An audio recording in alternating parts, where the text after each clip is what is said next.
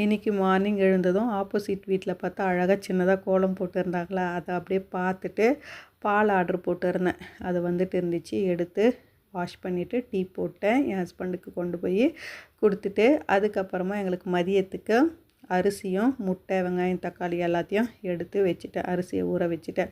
பாப்பாவுக்கு இன்றைக்கி டிஃபன் கட்ட வேண்டிய வேலை இல்லை. ஏன்னா பாப்பா இன்றைக்கி ரெசார்ட்டுக்கு பிக்னிக் போகிறா. அதனால் நேற்று நைட்டே கொஞ்சம் ஸ்நாக்ஸ் எல்லாம் வாங்கிக்கிட்டு வந்திருந்தாரா, அதில் டார்க் ஃபேண்டஸியும் புஜியாவும் எடுத்து பாப்பா எழுந்ததும் ஃபஸ்ட்டு அதை எடுத்து பேக் பண்ணி வச்சுக்கிட்டா.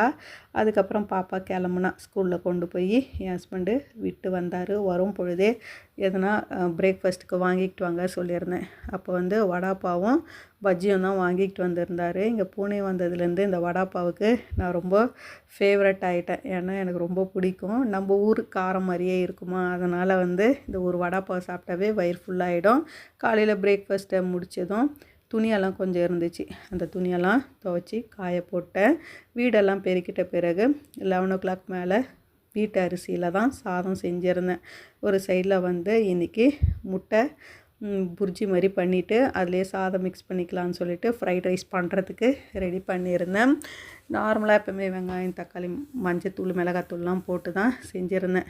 பீன்ஸு கேரட்டெல்லாம் இருக்கா, சிம்பிளாக செஞ்சிடலான்னு சொல்லிவிட்டு இது மாதிரி வெங்காயம் தக்காளி எல்லாம் போட்டு 2 முட்டை உடச்சி ஊற்றிட்டேன். அதுக்கப்புறம் வடித்த சாதத்தை போட்டு மிக்ஸ் பண்ணிட்டேன். இதுதான் வந்து இன்றைக்கி லன்ச்சு நம்ம வீட்டில். பிடிச்சிருந்தா லைக் பண்ணுங்கள். Bye friends.